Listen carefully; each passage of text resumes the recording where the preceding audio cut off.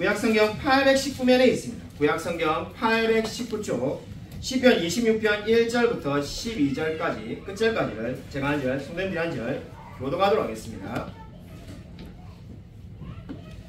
구약성경 819면에 있습니다. 시편 26편 1절부터 끝절까지입니다. 내가 나의 완전함 행하였사오며 흔들리지 아니하고 여호와를 의지하였사오니 여호와여 나를 판단하소서. 여호와여 나를 살피시고 시험하사 내 뜻과 내 양심을 발견하소서. 주의 인자하심이 내 목전에 있나이다. 내가 주의 진리 중에 행하여 허망한 사람과 같이 앉지 아니하사오니 간사한 자와 동행하지도 아니하리이다. 내가 행악자의 집회를 미워하오니 악한 자와 같이 앉지 아니하리이다. 여호와여 내가 무슨 힘으로 손을 씻고 주의 대단에 두루 다니며 감사의 소리를 들려주고 주의 기이한 모든 일을 말하리이다. 여호와여 내가 주께서 계신 집과 주의 영광이 머무는 곳을 사랑하오니 내 영혼을 죄인과 함께 내 생명을 살인자와 함께 거두지 마소서. 그들의 손에 사악함이 있고 그들의 오른손에 뇌물이 가득하오나 나는 나의 완전함에 행하오리니 나를 속량하시고 내게 은혜를 베푸소서. 내 발이 평탄한 데에 섰사오니 무리 가운데에서 여호와를 송축하리이다. 아멘. 오늘 설교 제목은 여호와여 나를 판단하소서입니다. 2023년 마지막 날에 예배를 드리고 있습니다. 우리 오늘 물론 송구행신 예배 나오시는 분은 저녁에 송구행신 예배가 있습니다만은 송구행신 예배 못 나오시는 분은 이제 오늘 2023년 마지막 예배를 지금 드리고 있습니다. 우리가 마지막 때가 되면은 그리고 이 한 해의 마지막이든 아니면 직장생활의 마지막이든 뭐든지 마지막이 되면은 뭘 합니까? 사람이 돌이켜서 그동안 있었던 일을 되돌아보게 됩니다. 근데 아마 그러한 것은 누가 가르쳐 주지 않아도 아마 본능적으로 지난 한 해를 되돌아보고 또는 직장생활 10년을 만에 마무리한다면 10년을 마무리하며 되돌아보는 것이 아마 거의 본능에 가깝게 누구나 그렇게 하게 될 겁니다. 근데 오늘 2023년 마지막 날에 오늘 시편 26편을 말씀으로 정한 이유는 바로 오늘 이 시편이 어떻게 말을 하고 있습니까? 1절에 나를 판단하소서라고 말을 하고 있습니다. 나를 판단하소서라는 말이 무엇을 의미하는 겁니까? 하나님 앞에서 자신의 모든 것을 행한 것을 판단받기를 원한다는 겁니다. 마치 오늘 우리 마지막 날에 내가 올 한 해 동안 어떤 일을 했고 어떠한 실수를 했고 어떠한 점이 아쉬웠는지 우리 자연스럽게 되돌아보지 않겠습니까? 바로 오늘 이 시편이 나를 판단하소서라는 말로 지금 시작을 하고 있습니다. 오늘 이 시편 26편을 보면 충격적이게도 내가 완전함에 행하였사오니 나를 판단하소서라고 말을 하고 있습니다. 제가 충격적이게도라는 말을 쓴 이유는 우리 아마 교리 공부를 소요리 문답이나 우리가 또 곧 배우게 될 도로트 신경이나 뭐든지 이렇게 공부를 해본 분이라면은 인간은 모든 사람은 죄인이고 완전한 사람은 예수님 외에는 아무도 없는데 지금 다윗은 어떻게 지금 이 시편을 시작하고 있습니까? 내가 나의 완전함에 행하였사오니 이렇게 말을 하고 있습니다. 아마 심지어 어떤 분들은 이 말을 듣고 좀 거부감이 생길 수도 있습니다.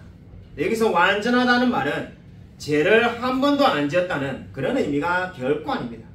우리가 굳이 말하지 않아도 다윗이 어떤 죄를 지었는지 여러분이 다 잘 알고 있습니다. 그러면 여기서 완전하다는 말은 무엇을 의미하는가? 여기서 완전하다는 말은 제사 용어인데 하나님 앞에 드리는 제물처럼 흠없이 깨끗하다는 의미가 되겠습니다. 하나님 앞에 소나 양이나 비둘기를 바칠 때 흠없는 제물을 바쳐야 되지 않습니다. 지금 다윗이 자신의 마음이 그러하다고 지금 고백하고 있습니다. 그리고 킹제임스 번역을 보면은 지금 오늘 우리가 지금 읽은 이 말씀 가운데 완전히 행하였다는 이 말을 지금 나는 미끄러지지 아니하였고 이렇게 번역을 잘 해놓았습니다. 완전함 행하였다는 말이 뭔가? 영어 성경 킹제임스 버전은 나는 미끄러지지 않았다는 겁니다. 미끄러지지 않았다는 말도 아마 또 우리가 오해할 수 있는 것이 그럼 한 번도 실수하지 않았다는 건가? 그러한 말이 아니라 인생의 어려움이 너무나 많았는데 우리 다윗이 인생의 어려움이 얼마나 많았습니까? 사울로부터 10년을 쫓겨다니고 수많은 어려움이 있었습니다. 그 어려움 가운데 결코 신앙을 버리지 않았다는 고백이 되겠습니다. 그러니까 나는 나의 완전함에 행하였단 말은 내가 수많은 어려움이 있었지만은 저는 결코 하나님을 떠나지 않았다는 고백이 되겠습니다. 저와 여러분이 마찬가지지 않습니까? 2023년에 얼마나 많은 어려움이 있었겠습니까?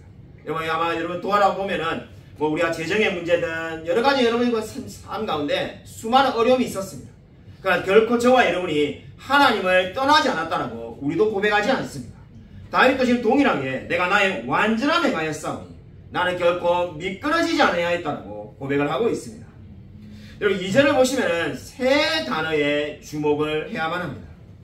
살피시고 시험하사 단련하소서 이렇게 말을 하고 있습니다. 살피시고 시험하고 단련하다는 말로 번역을 하면은 이 또 다른 번역이 있는데 자 여러분 프린트물에 적어 두었습니다. 자 한번 읽어드리겠습니다. 이렇게 번역을 할 수가 있습니다. 1절부터 3절까지를 이렇게 번역을 할 수가 있는데 여호와여 나를 판단해 보십시오. 왜냐하면 내가 완전함에 행하였고 요동치 아니하였기 때문입니다. 여호와여 나를 살피시고 시험하시며 내 뜻과 마음을 연단해 보십시오. 왜냐하면 주의 인자하심이 내 목전에 있고 내가 주의 진리 중에 행하고 있기 때문입니다. 이렇게 말을 할 수가 있습니다. 다윗은 이미 고난 가운데 흔들리지 않았다라고 말을 하고 있습니다. 근데 왜 자신을 살피시고 시험하시고 단련해 달라고 말을 하는 겁니까? 역시 영어성경 킹제임스 버전을 보면은 이 말들을 내 양심을 단련하소서라는 이 말을 킹제임스 버전은 이렇게 번역하였습니다. 내 심장과 내 마음을 단련하소서. 내 심장과 내 마음을 단련하소서. 이게 무엇을 의미하는 겁니까? 내가 하고 있는 이 모든 일에 대해서 자기의 동기를 살펴봐 달라는 겁니다. 그 자신이 하고 있는 이 모든 일에 대해서 그 마음에 동기가 있지 않겠습니까? 여러분이 오늘 이 예배당에 나오게 된 것도 예배를 드리고 나오게 된 것도 그 마음에 어떠한 동기가 있지 않겠습니까? 그 동기를 살펴봐 달라는 겁니다. 그렇게 말하는 이유가 되겠습니까? 정말 그렇게 말하는 이유는 주의 인자하심이 내 목전에 있기 때문이라고 말을 하고 있습니다. 3절에 주의 인자하심이 내 목전에 있나이다 이렇게 말합니다. 이게 뭘 말을 하는 걸까요? 주의 인자하심이 목전에 있다. 그러면 주의 인자하심이 다윗 앞에 지금 제가 설교하고 있는데 제 앞에 인자하심이 늘 있다 이런 말인가요? 그런 말이 아닙니다. 주의 인자하심이 내 목전에 있나이다 하는 말은 여러분이 잘 아는 말씀으로 말한다면 시편 16편 8절에 내가 주님을 항상 내 앞에 모시며가 되겠습니다. 내가 주님을 항상 내 앞에 모시고 있다는 겁니다. 주의 인자하심이 내 목전에 있다는 말의 뜻이 내가 주님을 항상 내 앞에 모시고 살고 있다는 겁니다. 주님이 나의 앞에 늘 계시면 어떻게 살 수밖에 없습니까? 주님이 나의 앞에 늘 계시면 늘 두렵고 떨리는 마음으로 살 수밖에 없지 않겠습니까? 다윗은 늘 그렇게 삶을 살았다는 겁니다. 그 어떠한 어려움이 있다 할지라도 늘 자신의 완전함에 행하였다는 것이 하나님을 결코 떠나지 아니하고 하나님이 늘 내 앞에 나를 보고 계시다고 생각하며 삶을 살았다고 고백을 하고 있습니다. 여러분 제가 이 대학 때 SFC라는 단체에서 활동했는데 이렇게 배지를 그 당시에 지금 알아보니까 지금은 그렇게 안 나눠준다는데 배지를 이렇게 딱 나눠줘가지고 이게 오카라 위에 이렇게 붙이고 다니라고 했는데 그게 보면은 손을 모양이 이렇게 딱 돼 있고 옆에 하트가 이렇게 하트를 손이 들고 있습니다. 그래서 이게 뭐냐라고 물어보니까 그 당시 여기 선배가 제가 설명해 줬는데 선배가 딱 이렇게 아는 체 하면서 칼빈이 늘 이 배지를 달고 다녔다는 거죠. 우리 종교개혁자 존 칼빈이 나의 마음을 항상 주님께 드리기 위해서 그렇게 배지를 달고 다녔다는 겁니다. 그 마음을 우리도 배워서 달고 다닌다는 거죠. 바로 지금 그 마음이 뭡니까? 주의 인자하심이 목전에 있나이다는 말의 의미가 되겠습니다. 나는 늘 정말 주님께 나의 모든 마음을 드리겠다라고 고백을 하고 있습니다. 여러분 2023년도 한 해가 저물고 있습니다. 우리가 정말 수많은 일들이 우리 교회도 있었습니다. 중직자 임직식도 있었고 많은 일들이 있었습니다. 여러분의 삶에도 있었겠죠. 근데 여러분 근데 다윗은 어떻게 말합니까? 그냥 어떠한 일들이 있었다라고 지금 정리하고 회고하는 것이 아니라 그 일 가운데 자신의 마음의 동기를 하나님이 살펴봐달라고 고백을 하고 있습니다. 여러분 어떠한 마음으로 2023년의 한 해를 보내었습니까? 자, 뭐 예전 오래된 이야기를 여러분에게 전할 필요도 없고 그렇게 할 마음도 없고 제가 이 최근에 한 2주 전에 이 교회에서 그죠 이것도 징크스인 것 같은데 설교 준비를 막 하다가 잘 안 되면은 스트레스를 받으면은 뭔가를 먹어야 되겠다는 생각이 들어가지고 예, 이게 일종의 이게 말하니까 징크스적이니까 좋은 게 아닌데 살만 찔 뿐인데 그래서 뭘 먹을까 하다가 메가커피에 가서 녹차를 한 잔 사 먹어야겠다 생각이 들어가지고 이 녹차 라떼를 사러 우리 교회 바로 옆에 메가커피가 있어요. 그래서 녹차 라떼를 주문했는데 그날따라 이게 막 손님이 얼마나 많은지 막 정신이 없는 거예요. 그래서 이 직원이 이게 막 주길래 이게 뭐 이렇게 막 이렇게 주길래 받았습니다. 예, 받아가지고 나오는데 사람이 그저 이게 그저 메가커피 이게 위에서 보면 뭐가 안 보이는데 사람이란 게 딱 느낌이 있는가 봐요. 딱 받았는데 이게 녹차 라떼가 아니라는 생각이 들더라고요. 그래가지고 이걸 교회 오기 전에 그 길 밖에서 이걸 뚜껑을 한번 딱 열어보니까는 아니나 다를까 핫초코더라고요. 그래가지고 제가 바로 이제 가서 이제 컴플레인 해가지고 제가 녹차 라떼 시켰는데 핫초코가 나왔다 해가지고 바꿔달라고 했죠. 바꿔달라고 하니까 네 하면서 이제 하는데 그 준 사람이 20대 초반으로 보이는 새로운 여자 직원이 이걸 주었었는데 이제 바꾸는 동안에 이 나이가 좀 있어 보이는 이 다른 직원에게 이제 엄청나게 혼나는 거예요. 그냥 그 녹차 라떼를 줘야 되는데 잘못 줘가지고 핫초코를 버리게 됐죠. 그러니까 이거 뭐 돈 낭비하는 거니까 주문도 못 받냐 이게 막 이래가지고 막 혼나는데 혼나는 모습을 보고 있다 보니까는 제가 옛날 생각이 나요. 옛날에 아일랜드에서 제가 그 샌드위치 만들 때 진짜 많이 혼나가지고 아마 혼난 이야기만 말해도 설교를 하지 않고 그 이야기만 해도 1시간 지날 것 같은데 그때 그 생각이 나가지고 나도 그랬었는데 이런 마음이 짠하게 들어가지고 이제 녹차 라떼를 받아가지고 다시 교회 걸어오다 보면서 교회 오면서 이제 생각을 딱 해보니까 나이가 이제 50이 다 됐는데 나는 왜 이렇게 성화가 안 됐나 이런 생각이 참 많이 들었어요. 그냥 이게 핫초코 주면은 핫초코나 뭐 녹차 라떼나 뭐 그게 그건데 뭐 어차피 아무거나 하나 먹어가지고 지금 단 걸 먹어가지고 설교님이 빨리 하려고 하는 건데 그냥 갖고 와서 먹었으면 되는데 괜히 그걸 컴플레인 해가지고 이 한 사람이 또 혼이 나고 그렇게 됐구나. 그냥 후회가 되죠. 그래서 그냥 내가 그냥 그걸 받아가지고 그냥 교회 와서 한 잔 먹었으면은 그냥 모든 게 다 행복하고 좋았을 건데 라는 생각을 하게 되었습니다. 그래서 제 마음에 좀 그런 마음이 계속 이게 걸리더라고요. 내가 좀 이렇게 사람이 이게 물론 뭐 소비자의 당연한 권리지만은 그냥 좀 이렇게 부드럽게 넘어갈 것 이런 생각을 해본 적이 있습니다. 지난주에 이 건강검진을 제가 받았습니다. 건강검진 받기 싫어가지고 제가 정말로 정말 어떻게 하면 건강검진 안 받으려고 안 가고 해가지고 결국 늦게 전화를 하니까는 연말에 엊그제 건강검진을 받았는데 결국은 날짜가 그밖에 없다고 해가지고 그것도 낮에 12시에 건강검진을 처음 받았는데 정말 안 좋다는 생각이 들었어요.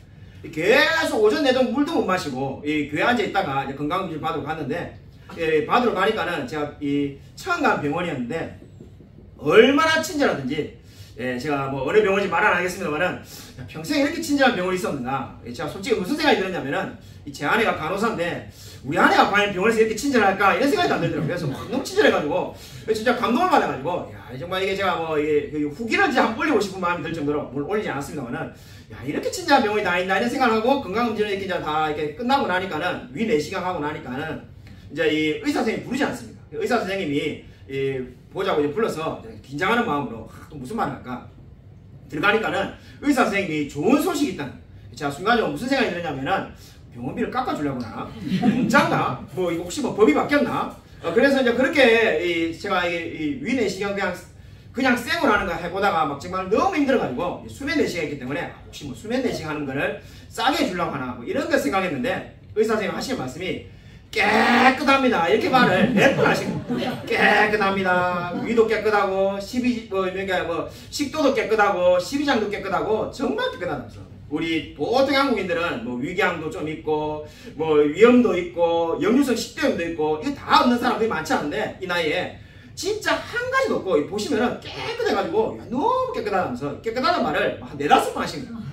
자기가 요 근래 이런 거를 본 적이 별로 없다면서 너무 깨끗하다고 말하면서 축하드립니다 이래가지고 제가 기분이 좋아가지고 바로 나오면서 우리 아내에게 전화를 해가지고 야 내가 뭐 이런 데 있다 이렇게 말하니까는 뭐 이 아내가 뭐 웃었습니다. 그래서 참 이게 지난주에 감사했는데 이 사람이 저 별거 아니고 정말 이 조금만 깨끗하다고 이래도 기분이 좋아지구나 이런 생각을 하게 되었습니다.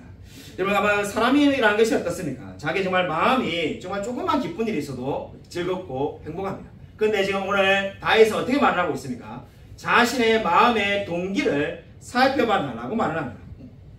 4절부터 8절 보면은 이제 이 두 가지로 지금 다윗은 말하는데 4절부터 5절에 소극적으로 자신의 삶의 태도가 어땠는지를 지금 되돌아봅니다. 그리고 6절부터 8절은 자신의 적극적으로 어떻게 삶을 살았는지를 말을 합니다. 마치 제가 좀 전에 말한 것처럼 한 해를 되돌아보며 자신의 삶을 퇴고하는 것처럼 지금 다윗도 그렇게 하고 있습니다. 4절부터 5절을 보시면은 소극적으로 지금 말을 하는데 소극적으로 삶의 태도를 바라보는 것은 무슨 의미냐면은 허망한 사람과 같이 앉지 아니하였다라고 말을 하고 있습니다. 허망한 사람이라는 말은 원문을 보면은 거짓된 사람을 이야기하는 겁니다. NIV 영어 성경은 속이는 사람들이라고 잘 번역하였습니다. 그러니까 한마디로 속이는 사람들과 같이 하지 않았다는 겁니다. 그러니까 다윗은 하나님 앞에 완전하게 살아가기 위해서 정말 하나님 앞에 흠없이 정말 주님의 인자하심을 늘 앞에 두고 살기 위해서 뭘 했는가? 소극적으로 말한다면 자신은 허망한 사람들, 남을 속이는 사람들과 같이 앉지 않았다는 겁니다. 그리고는 어떻게 하였습니까? 이제 적극적으로는 다윗은 6절부터 8절에 보면은 6절에 여호와여 내가 무지함으로 손을 씻고 주의 제단에 두루 다니며 라고 말을 하였다고 합니다. 여기서 무지하다는 말은 이 무지함으로 손을 씻는다는 것은 일종의 정결의식을 의미하는 겁니다. 손을 씻는다는 것에 대해서 성경에 자주 나오는데 예배를 드리기 위해서 손을 씻기도 하였고 아삽이 자신이 무지한 것을 나타내기 위해서 손을 씻기도 하였습니다. 우리가 잘 아는 것처럼 빌라도가 자신의 무지함을 나타내기 위해서 손을 씻기도 하였습니다. 그래서 이렇게 손을 씻는 것이 지금 다윗은 어떻게 하는 겁니까? 자신이 하나님 앞에서 자신의 죄를 항상 회개하며 살아가고 있음을 나타내고 있습니다. 다윗은 자신이 죄를 지으면은 마치 욥기 1장의 욥처럼 하나님께 제사를 드리며 손을 씻고 정결해지려고 노력한다는 겁니다. 6절에 보시면은 주의 제단에 두루 다니며 라는 말이 나오는데 이 말은 정말 주의 제단을 이렇게 맴도는 의미가 아닙니다. 항상 주의 전을 가까이 하며 예배한다는 의미가 되겠습니다. 지금 이 올해 정말 마지막 날인데 여러분들 예배에 나와서 함께 하나님께 예배를 드리고 있는 것처럼 주의 제단을 두루 다닌다는 것은 늘 예배를 드리는데 7절에 보면 어떻다는 겁니까? 감사의 소리를 드리고라고 이렇게 말을 합니다. 한마디로 예배를 늘 드리면서 찬양과 기도를 하나님께 올려드리고 있다라고 다윗은 말을 하고 있습니다. 그러니까 다윗은 소극적으로는 어떻게 했다는 겁니까?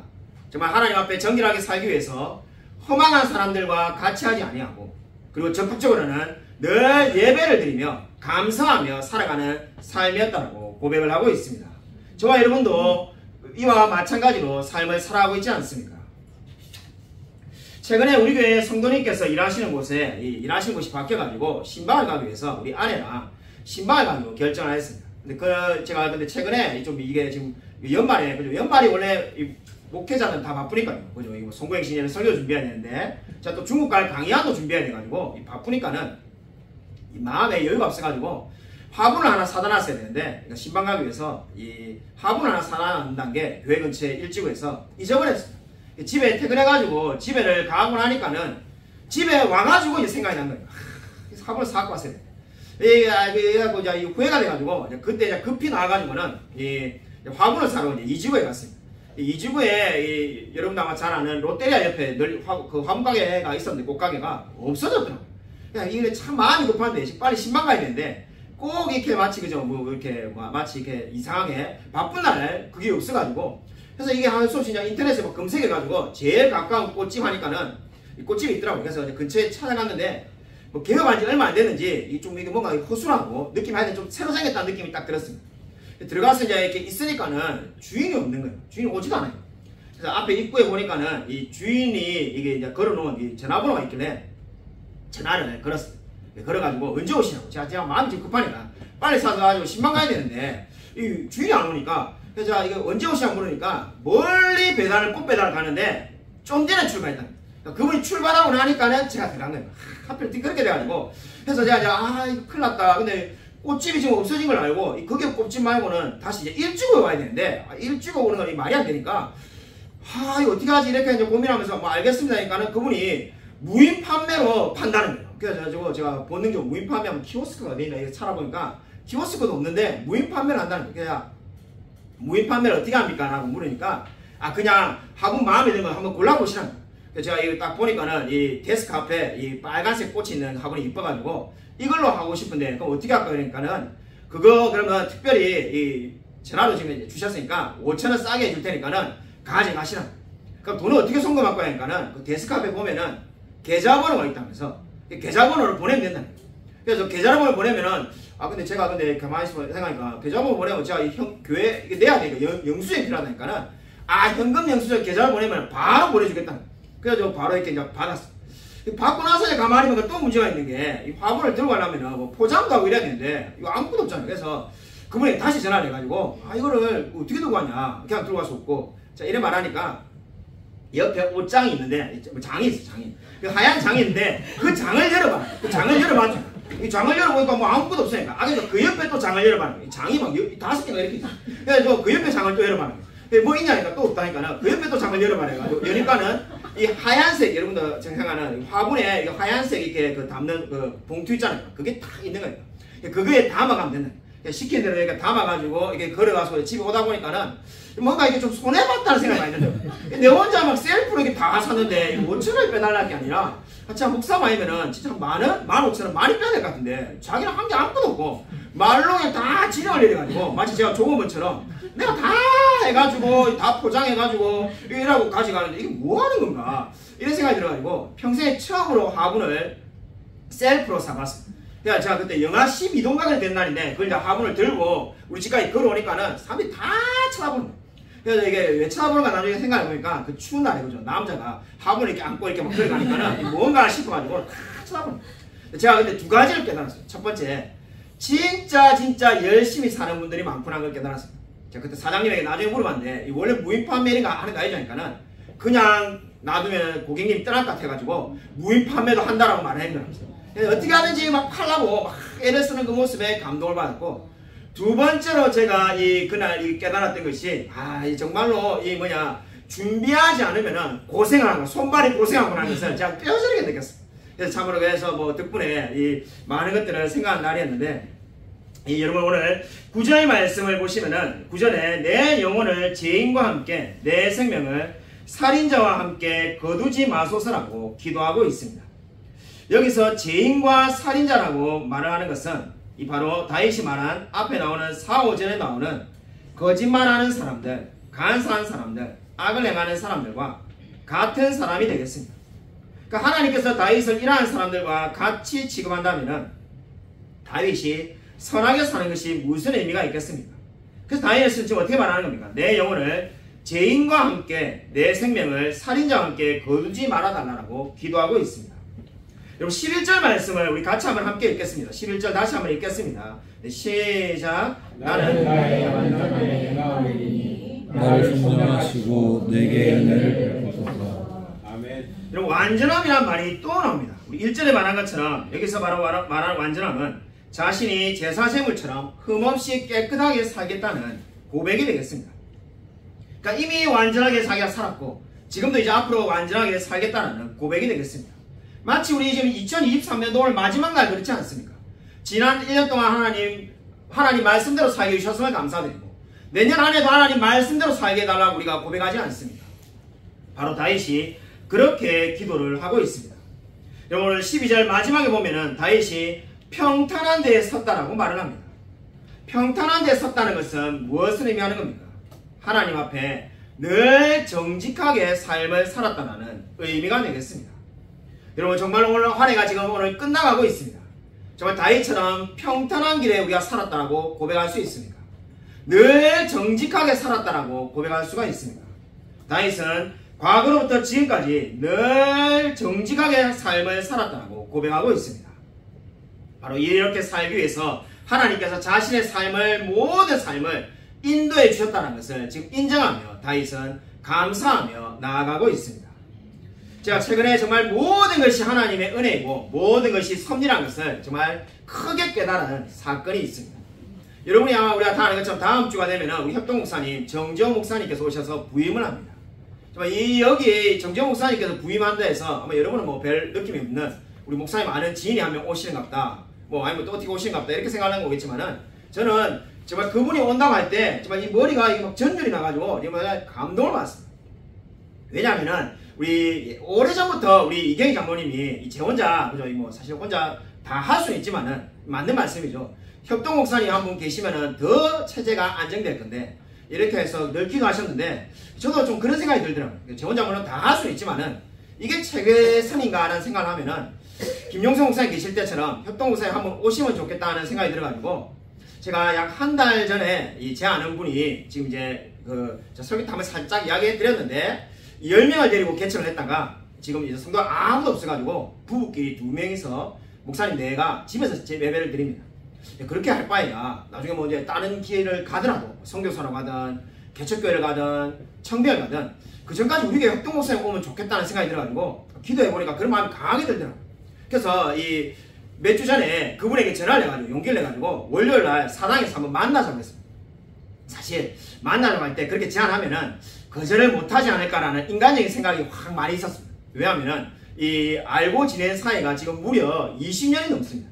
창원에 있을 때부터 대학생 때부터 알았기 때문에 그동안 인간관계가 얼마이고 그죠? 그동안 그저 이 밥을 얼마나 사줬는데 웬만하면은 오겠지 이렇게 생각하고 기도할 때도 마음에 확실히 많이 들더라고요.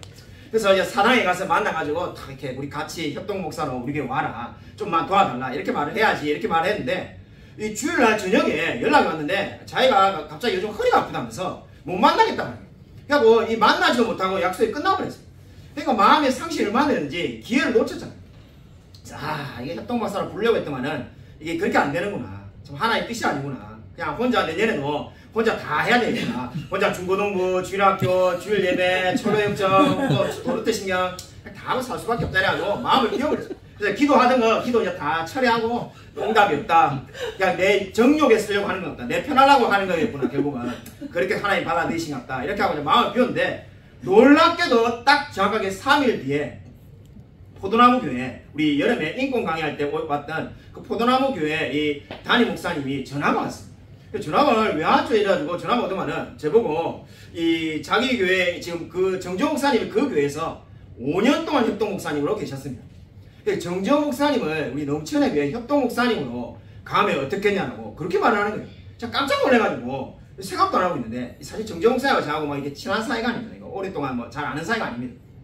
그래서 물론 알긴 알지만은 그래서 제가 왜 그런 이야기를 하냐 목사님 교회 협동 목사님 아니냐니까는 정정 목사님이 이미 5년이나 우리 교회에 있어가지고 벌써 이게 몇 달 전에 이제 연말까지만 사역을 하고 그만두시겠다라고 자기에게 말을 하였다.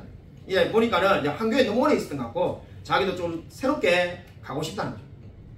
또 포도나무 교회에 이제 2가정밖에 남지 않아서 사역이 그렇게 없고 또 지금 자기가 하고 있는 그 정정 목사님 하고 있는 아이들이 다 내년에 대학을 지나가니까는 중고등부도 없고 이러니까 그냥 이제 뭐 다른 교회 가시겠다 해가지고 다른 교회 가시겠다면서 그만두겠다 했다.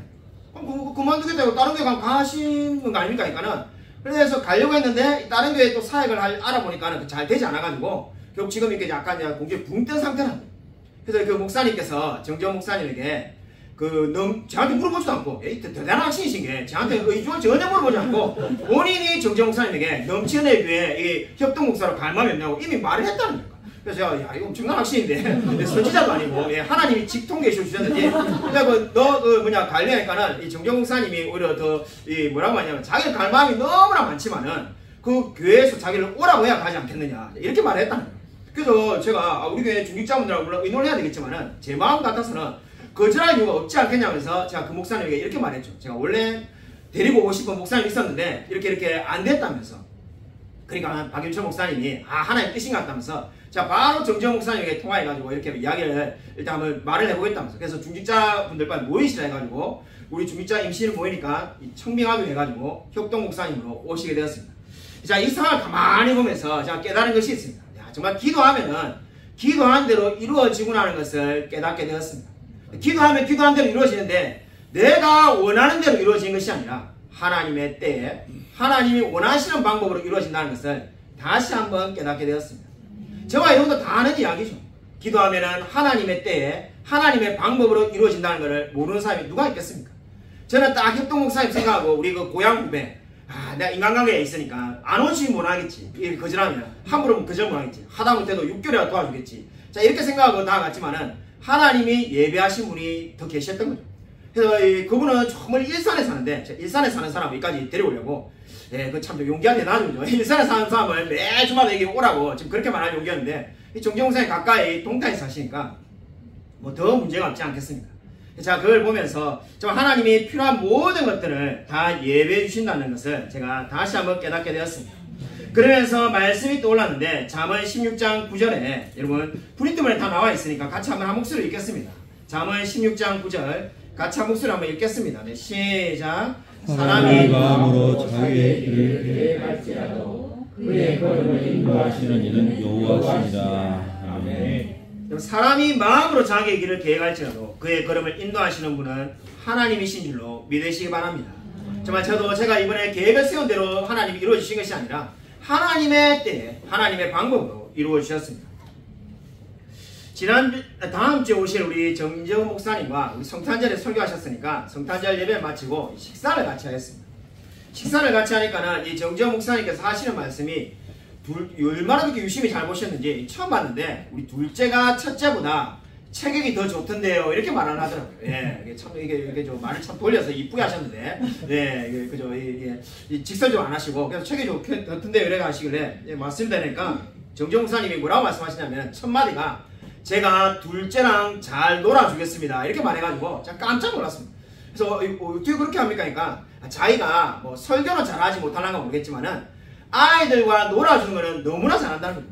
그래서 어떻게 놀아주십니까? 이렇게 제가 물어봤습니다. 제가 짓궂게 한데 어떻게 잘 놀아주시는데 그러니까는 야만 저는 해보니까는 제보고 진짜 하루에 8시간 말씀 연구할래 1시간 아이들하고 놀래 이러면은 진짜 8시간 연구하는 게 낫습니다. 예, 옛날 어른들 말이 다 맞는 말입니다. 밤매로 갈래 아이들을 돌볼래 이러면은 밤매로 간다듯이 아이들 놀아주는 게 얼마나 힘든데 놀아준다니까 제가 놀랬는데 어떻게 놀아주냐니까 자기는 애들하고 막 서너 시간씩 집에서 막 보드게임 내주고 그렇게 한다는 거예요.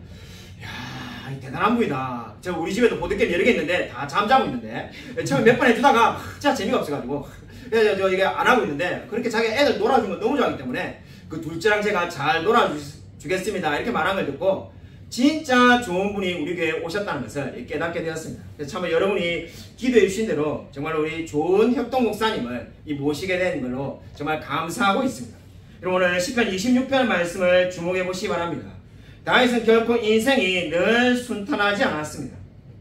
이 시에서 나타난 표현만 봐도 다윗의 인생이 얼마나 험난한지를 우리가 충분히 알 수가 있습니다. 허망한 사람, 간사한 자, 악한 자, 죄인, 살인자, 오른손에 뇌물이 가득한 자 이러한 말들이 다 무엇을 의미합니까? 다윗 주변에 나쁜 사람들로 가득 차 있다는 것을 의미합니다. 하지만 다윗은 이 세상을 결코 따라가지 않았습니다. 시편 26편에 다윗의 마음을 알 수 있는 말이 한마디 있습니다. 8절인데 우리 8절 말씀 같이 한번 읽겠습니다. 네, 시작. 여호와여 주께서 계신 집과 주의 영광이 머무는 곳을 사랑하오니. 다윗이 어떻게 고백하였습니까? 여호와여 내가 주께서 계신 집과 주의 영광이 머무는 곳을 사랑하오니. 다윗은 죄인들의 손에는 뇌물이 가득하고 악함이 넘친다라고 말을 하고 있습니다. 주위에 악한 사람이 가득 차 있지만은 자신은 어떻게 살겠다는 겁니까?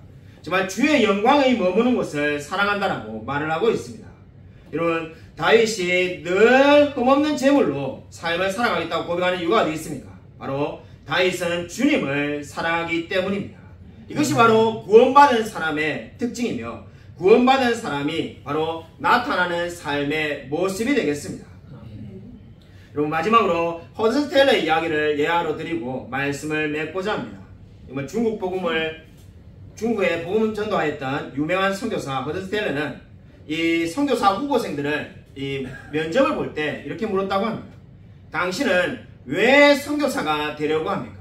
그러자 어떤 사람은 땅끝까지 복음을 전하는 그 말씀에 순종하기 위해서 나왔습니다. 이렇게 말하는 사람도 있고 어떤 사람은 수백만 명 아니 수천만 명 수억의 사람들이 예수님을 모르고 죄를 짓고 살고 있지 않습니까? 그들을 불쌍히 여겨서 나왔습니다. 선교사가 되려고 합니다. 이렇게 말을 했다고 합니다. 그때 모든 선교사 후보상의 대답을 듣고 난 다음에 그 모든 대답들도 다 좋은 대답이지만은 허스테일러는 이렇게 말했다고 합니다.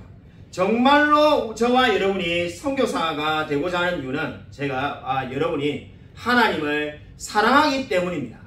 여러분 이렇게 고백을 해야 된다라고 말을 했다고 합니다.